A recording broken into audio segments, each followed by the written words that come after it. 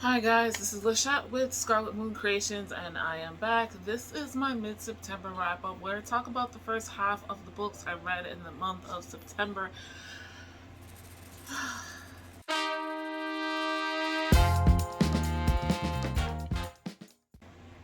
I read 8 books. I'm going to try not to make this an epically long wrap-up. Please. I'm participating in 30 and 30, a readathon where you're supposed to read 30 manga in 30 days. I low-key am trying for 15, and we'll see how that goes, but I think I'm doing pretty good. I am halfway through that at the time of filming this, though I will not talk about all of the manga in this video. This is a readathon created by Shay Geeks Out. Co-hosts are Happy for Now, Izzy, Bree from Lock Beautician, and Ashley from the Bookish Realm. No surprise there. All people I really enjoy. But let's get into these books because I have eight to tell you about. And can you see that September is going very well for me? The first book that I finished in the month of September was Ocean Light by Nalini Singh. This is, I don't even remember which book in the overall Side Changeling series, which is much longer than this, but it is book 2 in the Side Changeling Trinity series. So it's still the Side Changeling series. We've broadened the world. Something happened towards the point 2 books ago, basically, where things changed. But overall, this series, starting way back in book 1 of the Side Changeling series, is we're in a world in the future here on Earth. It's a paranormal romance. Well, I'm gonna lean more towards urban fantasy with this series. There are 3 races of people, human beings, of course. There are changelings, which in other books would be called shifters, human beings who can change into an animal of some sort. They were born this way. Depending on what animal, they live in some type of group, a pack, a den, however you want to call it, right? And then there are the Sai, which I feel is unique to this series, or it was when the series first started. The Sai are, they have abilities that are psychic. Telekinesis, telepathy, etc., etc. They are a race of people that 100 years ago there was a lot of violence and murders happening, being committed by Sai, and the people decided to go into this protocol called silence, where they essentially smothered, got rid of their emotions. But 100 years later, we're finding out silence is not healthy. And we'll leave it at that. The first book, we have a Sai woman who has an ability that the Sai feel deem inappropriate. So she somehow grew up under the radar, and now it's getting close to her being found out for reasons of her being ill. And she sneaks away from the Sai and winds up helping a changeling group, the leopards. And the alpha guy in charge of the leopards is suspicious of her because she's Sai. The changelings and the Sai are enemies. Changelings tend to be very more emotional seeming, and Sai are said to be cold and without emotions, very calculating.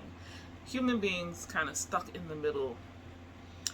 But yeah, that's how that begins. Now we're many years later. Like I said, we've kind of started a new chapter within this world with what is called the Trinity Accords, hence why this is book 2 in Side Changeling Trinity, but things are not perfect. And this book is the first, really, where we have a water changeling and three guesses what animal. But it's a secret through most of the book. We also have a prominent human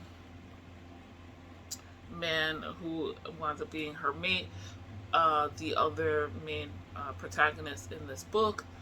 There were some twists that I wasn't expecting. How I feel about this book is, at first I was a little bit disappointed towards the beginning, maybe like the first 50 to 100 pages or so, which is not probably the greatest thing to say, but it was slow reading, and I love this series. I'm trying to catch up because I'm behind. This is the first time I really encountered that with this series at all, and I was like, wow. Because I picked this up as a movie. I know I'm going to love this. And then I didn't really want to pick it up. And I think part of it is I realized that I feel like the way this is written is the relationship and the bonding between the two of them happens very early on. And I'm not one of those who I have to have a slow burn for it to be realistic. But knowing this character, the guy especially from several previous books, is a hard ass. He's not side, but he does tend to hold himself back because he's thinking about his family and the rest of the human race. So he puts them first and is kind of mercenary with how he deals with the Psy and the Changelings. And he's in dire straits, understandably, but he meets this woman as an instant attraction to her. Okay, that's fine. Insta lust is okay. But I was feeling like the relationship, their feelings for each other being so strong didn't feel realistic. Then we get to later parts of the book and I realized, okay, so the author wrote it like this because she needed them to be that connected to each other for the plot to happen, basically. I wish that, like with most of her other books, they had happened roughly around the same time, but it is what it is. Like, it worked out in the end. As far as the plot goes, I really enjoyed that. I wasn't expecting who the bad guy was.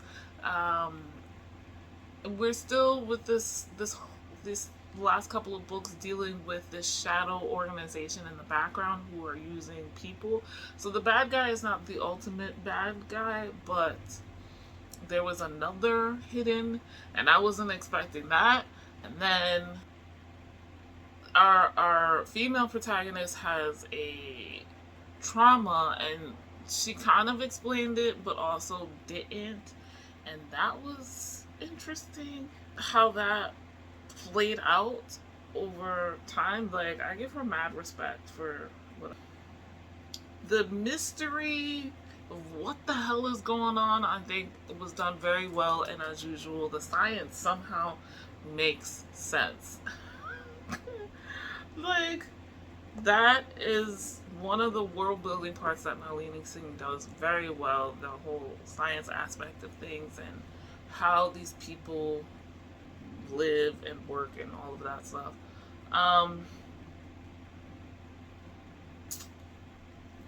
I feel like the overarching plot of the Shadow Organization versus Trinity, I feel like whatever the consortium is doing, that's the Shadow Organization, just makes the Trinity members work more together.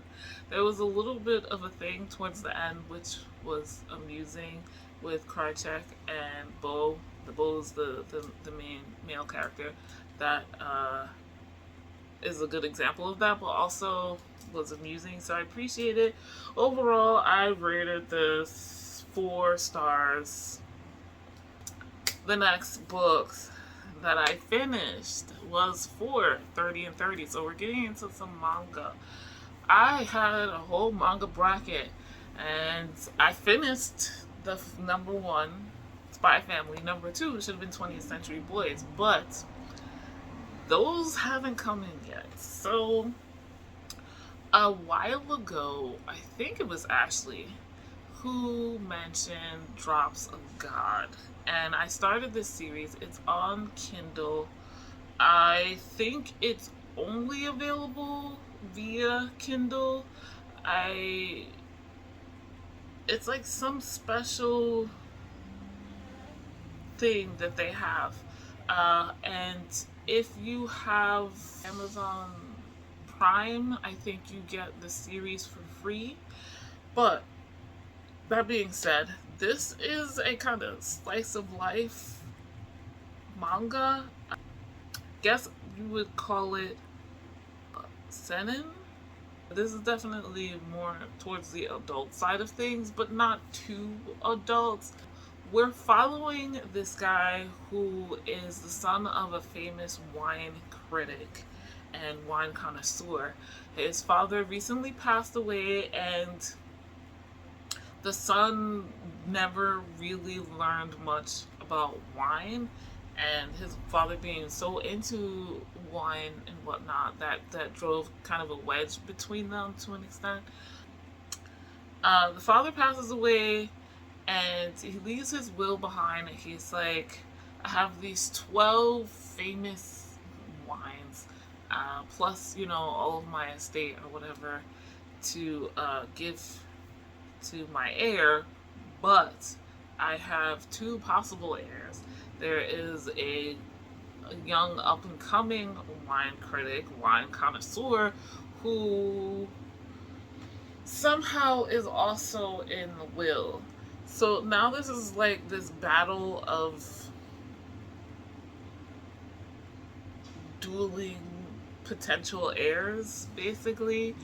And the main guy that we're following, let me look, biological son Shizuku, and he adopted a child. Issei, I believe, is the one who was a wine critic, who's the current wine critic, up and coming, already well known. So Shizuku is now wanting to learn more about his father and why he's doing this and why he acted the way he did, why he raised him the way he did.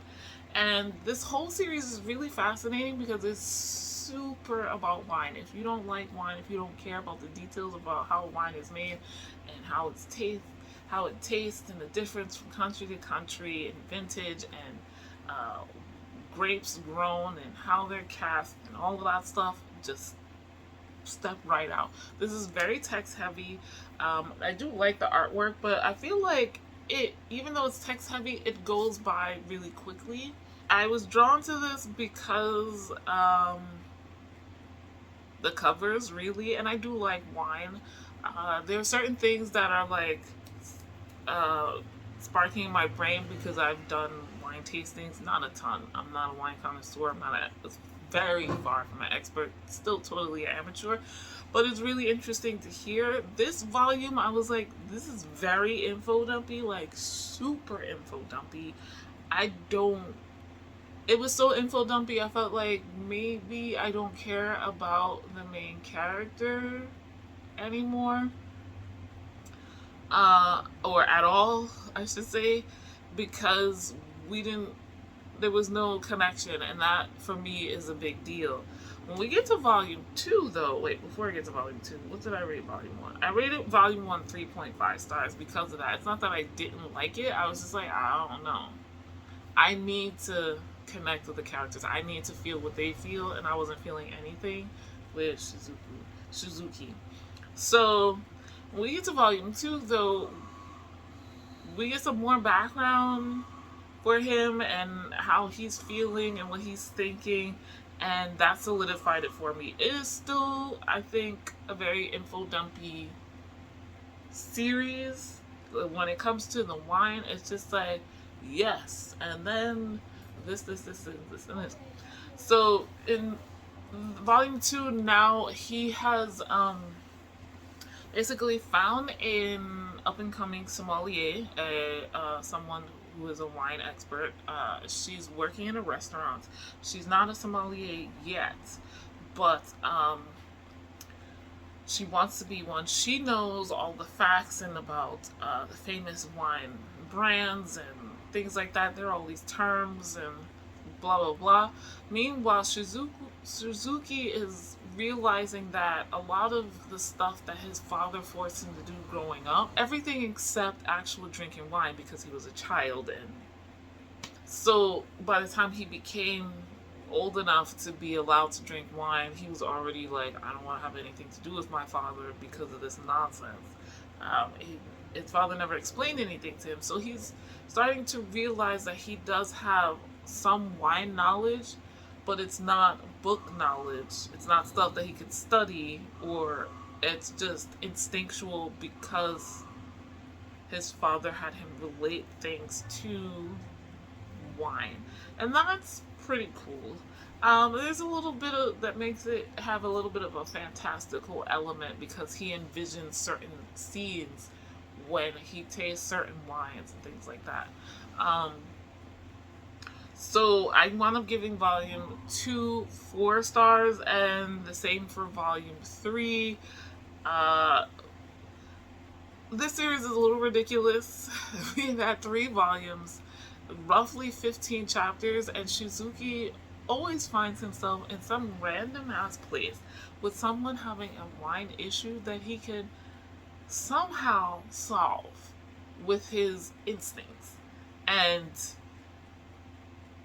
that's, outside the realm of reality. But it is entertaining. In volume 3, Shizuki is starting to get more into the idea of working with wines and learning more about wines, and his job is opening up a department to sell wines, and they have to pick out some, and he winds up going head to head with this other guy who's very into Italian wines and only Italian wines, and he thinks every other wine is crap, especially French. So that whole situation was ridiculous. Like, situations like that, come on. But like I said, 4 stars for the next 2. I feel like probably overall, unless the series goes in a downturn, it will continue like that. The next book I've read, finally, I own this. I own the digital copy. I probably got it through Tor.com. In the last couple of years, they would have these random giveaways of ebooks of various popular series when a new book from that series would be dropping. And this is one of the ones I picked up. It's The Blade Itself by Joe Abercrombie. I picked this up finally. I had meant to participate in Beckett and the Books and others, the Catch Up Book Club, have picked this series to read starting earlier this year, but I wasn't in the mood, or I was in the mood for something else, so I just haven't. And then I saw last month that Brandy from Books with Brandy Shanae and her membership would be reading it. I didn't finish it the day after the live show, and I went to check, and none of them, most of them DNF'd it. I don't know that anyone finished it, to be quite honest. But I did. I enjoyed it. I gave it 4 stars. So this is, for me, my first grimdark fantasy. I have tried Game of Thrones, the first book. I don't even remember the first book's name. And I never made it past, the Starks all coming to the capital after the little boy gets severely injured in the beginning. So this is a tome. It's been a while since I've read a book this long, and I'm very happy that I basically read it in a week because I enjoyed it. It was a slow start. Joe Abercrombie dumps you very much in the world in the beginning with the main characters, and you just have no idea what's going on. So what is going on? What's the overarching plot? Not 100% sure, but what's happening in this book is we're following three main characters. Glocta, who is an inquisitor, basically a torturer for the crown officially, and he is a severely injured man, a disabled man. So there's disability rep. He was a former fencing champion again for the crown, but when they had a war a while ago, he got captured and tortured. He did eventually manage to get away, but the torture was so bad he has to live with pain, chronic pain, disability, and all kinds of things because of it. He doesn't look the same, and he's only 30 something. I have to keep reminding myself of that. Like, that's how much it affects his life. He seems like an older person. Like, his caretaker for the day-to-day stuff is an older man, an elderly man, and he's in better shape. So that's Glocta. Then there's Giselle, who is also in the same country, the Union or whatever they call it. He's in the same town as well, Adua. But Giselle is a little younger, probably in his 20s. He's of the noble class. He's a younger son, but he's probably the most popular and well-known. He's a fop, basically. A fuckboy.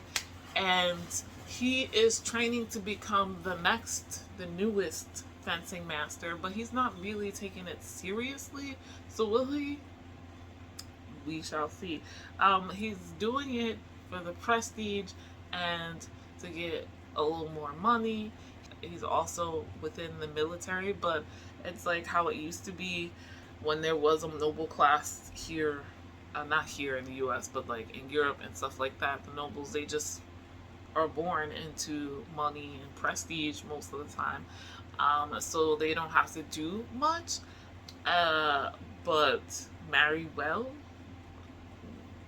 And he's a bit of a shithead to those others who are not nobility in the military. So he just flops around drinking and womanizing and whatnot. The last character is a Northman. This is the first character we meet, Logan, Nine Fingers. He is known to be even amongst the Northmen who are less civilized people, they don't have a king, except now maybe they do. But Logan is famous for being very savage, a very savage fighter, someone who is known for being a good fighter, and that's what he's good at, killing people, basically. He's Nine Fingers because one of his fingers has been cut off, so he only has 9. And we are dropped in the story with Logan as he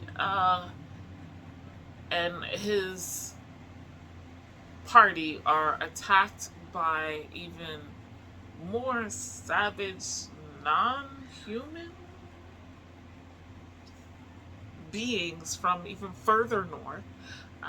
Logan gets separated from his party, falling off a waterfall cliff, and winds up being alone by himself. However, Logan, we find out, can see spirits, and they tell him to go to meet a certain man, Magi, and he eventually goes to meet what he finds out is the first of the Magi. A journey commences. We follow these 3 characters, and others, I think we pick up their perspectives, about 3 other perspectives, not including the Magi. But there is all kinds of political shadiness happening in Adua, in the seat of the kingdom, and the king is like ill or old or both, like not in his right mind. So all of the counselors that are directly under him, supposed to be advising him are jockeying for position. There's also a whole merchant class that has come up, bringing a lot of money into the Union, Ottawa in specific. Um, there's, like I said, the Northmen now have a king somehow, and that guy is threatening the Union. But there's also word that this country they conquered in the past in the South in the old wars that Glocta got captured and tortured in, um, they are taking jabs at the South of the Union, and there might be some conflict there as well. All of this with a backdrop of something with magic might be leaking away from the world, but also there's somebody who has magic, one of the few, not the first of the Magi, who is abusing it and breaking magical laws. But most of the people, including these three men, don't believe in magic anymore. They don't think that magic is a real thing. People have not for a while. So this is happening in the backdrop. Um, it was a little slow, but I was really into the characters, and this was all about setting up the characters. So I will say also, this is really, really, really violent. There's a lot of fat phobia that seems random in the beginning. It does taper off, um, but there's that. There's tons of sexism and misogyny happening. Uh, the violence is on the page. There is mention of sexual assault and slavery. I'm pretty sure we're going to be seeing slavery more directly on the page in books 2 and 3. So, and that's just the beginning of the content warnings. Obviously, there's disability rep. The torture is on the page. As inquisitors, like, they are legally allowed to kidnap and torture people. So Glocta being one of the main characters, we see it happen like 2 or 3 times, so just beware of that.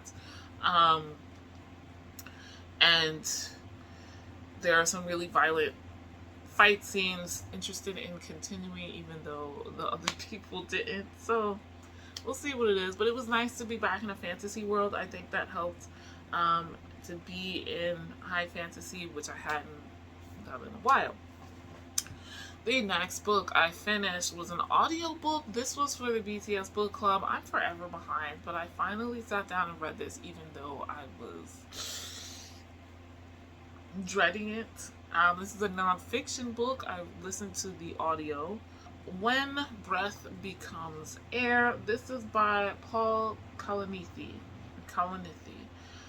A memoir. Paul was a neuroscientist and a neurosurgeon, and just as he was completing his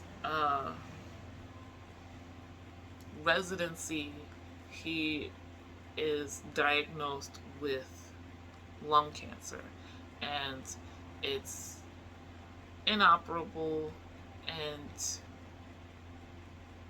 now he has to figure out what his whole life is going to be.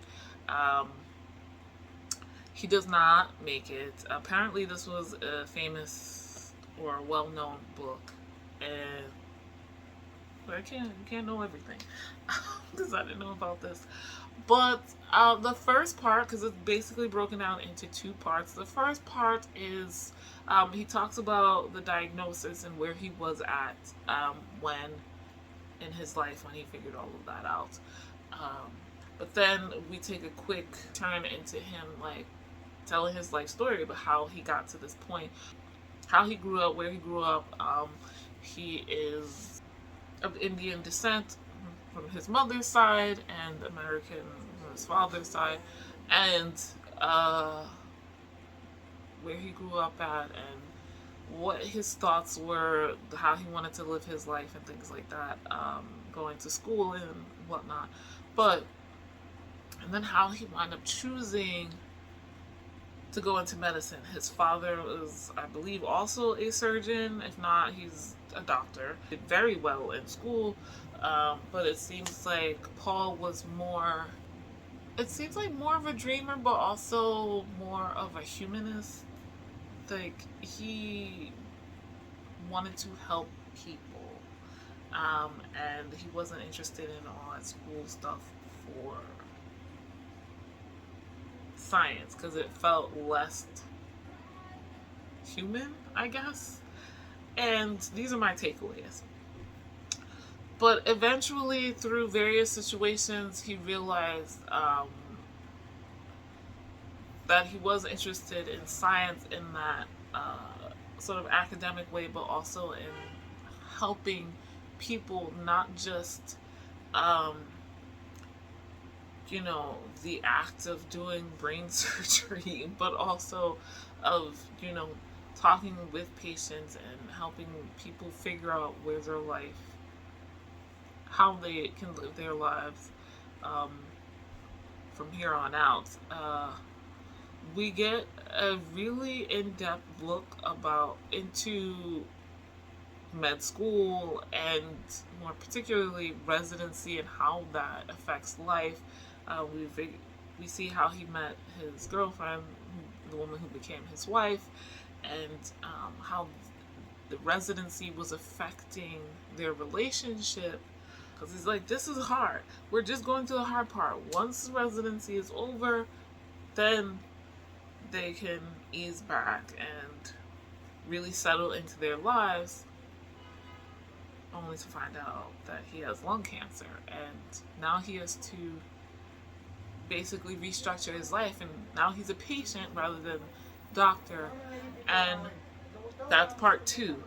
Part one not being, you know, us diving directly into the not so great part of being, you know, someone with a terminal cancer, was helpful with me getting through it. Like, I am the type of person that likes to absorb information. I don't necessarily do anything with it, but I like to learn. And so learning all of that stuff about what it takes to become a doctor, the things that med students go through and then residents go through, and the various types of people and dealing with nurses and other doctors and administration and all of that, and how the personality types as well was interesting, and it made it easier to not be as emotional about this book. I don't know if it's a spoiler or not, but Paul doesn't make it. He doesn't technically complete the book. Once he got his diagnosis, not right after, but soon after, he decides that he wants to write a book about it, and so he does. His wife essentially finishes it. We get her perspective of him as a person, but also of his later life and how he dealt with it, and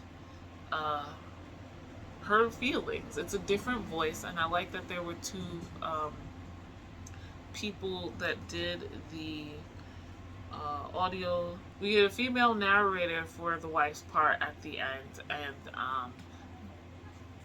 that is where I was this close to crying, but it wasn't that long, so the tears didn't quite come, but I definitely felt the emotion. I thought this was really well written, and that's one thing the man who wrote the foreword, a fellow doctor, noted well, and it does come across that Paul was actually also a really good writer. He explained things in a way that I, who have no frame of reference for any of this, understood all of it and felt for him. and was rooting for him even though I knew going into this book. I wound up giving it 4 stars, and I appreciate having read it. This is not, my usual, and sometimes you need something outside your norm. Okay. The next books I finished, we're going back to manga. I started another new series because what is wrong with me? I'm still waiting for 20th Century Boys, to be perfectly honest. I did also request 2 other series that I'm reading slowly that was not on the manga bracket, but I've mentioned before. But they hadn't arrived. And this was like, I'm interested. And everybody keeps talking about this series, so I said, let's go. Let's do it. Apothecary Diaries. This is by Itsuki Nanao and Natsu Hyuga. So I don't read very many manga where the artist is not also the storyteller, and in this case, they aren't. This is because the original story was written as light novels, which I still might read because I did hear that they're a little bit more in depth. But I do love the art style. These covers have been drawing me in since forever. This is currently an ongoing series. As far as I'm aware, there are only 9 volumes out that are translated to English. I don't know that there are very many others that are even in the original Japanese. I think maybe 11. In this, we are following a young lady who I'm a little confused, so this part might be wrong. Mao Mao, she was trained in herbal medicine by her father, basically, because he's an apothecary, and she is currently working as a servant, a low-level servant in the Emperor's palace. And how she wound up there is the part where I'm a little confused about. Somehow I think she was either tricked or kidnapped into working as a servant for the courtesans, basically prostitutes, quarter in the city. And then somehow she was again kidnapped into working at the palace as a servant. Servant to the concubines of the emperor. They are in the palace. They're basically not allowed to leave. They're behind walls and all of that stuff. So, anyway, there is a sickness going around. She hears, like, third party, several of the concubines, children, babies are dying, and the concubines are also getting sick. And she figures it out because of her learning and kind of leaves a note for 2 of the concubines, saving one of their children in time, kind of low key. This man, who also works at the palace, figures out that it's one of the maids, and because she's the only one who could read, when he tests them, she outs herself, basically, and he brings her into the service of the concubine whose baby she wound up living, and so she becomes a lady's maid. And so now she's like elevated to a status that is beyond her understanding, and she doesn't quite understand why, but she winds up being a food taster for that concubine and standing out because she's a plain girl with all this interesting knowledge. I like this. It was cute. Volume 1 I gave 3 stars. I was confused, and it also went really fast, and I was like, wow, this was and we get to volume 2 and things, we start getting more background for everyone. All of this was not in volume 1. And so it's still, volume 2 and 3 are both also really quick. These are actually really small compared to the other manga I'm reading. also, page number wise. But yeah, the story goes very quickly, but it starts to make more sense in volume 2 and 3, and I'm learning that like I need to read 3 volumes to really feel if I want to, if I really like a series manga to continue enough. So now I've read a third of it, and I'm interested. I love the apothecary aspect because that's kind of what I do my Etsy shop. Learning. Mao is a little weird because she likes poisons and things. She likes testing them on herself, so we learned that. There's a little bit of a romance subplot that is slowly happening because Jinshi, I think that was his name, is interested in her, but Mama has no idea. And the other ladies in waiting and the concubine she's working for all find it hilarious. They keep finding things for her to do outside of her just tasting food for the concubine, and that's interesting. There's all this court intrigue as well, so like I was like, guys, tell me what is keeping you interested in Apothecary Diaries? And they were like, honestly, the court intrigue. And you know what, now having read 3 volumes, I see it. There's drama every day, and Mama is not here for it, but she keeps getting sucked in. So there's like little mystery aspects because people keep trying to kill each other because, you know, it's the palace, court drama and whatnot. But also there are ways they have to do things, and she doesn't quite know, but she uses them to her advantage, and then it looks a certain way. I do enjoy the artwork immensely. I gave volume 2 and 3 both 4 stars. So those are the last books I'm going to talk about here today, and hopefully this will be edited down shorter than what I did say, but I'm enjoying 30 and 30. Let me know how many books you've read. I've read 2 more manga that I haven't mentioned here, but enjoyed them very much so. And the second volume of 20th Century Boys is finally here, so I can pick that up. Guys, like this video if you like this, subscribe. If you are new, hit the notification bell so you know when the next video is coming. I'm not sure what it's gonna be because I am trying to prepare. Anyway, links in the description to everything I've mentioned.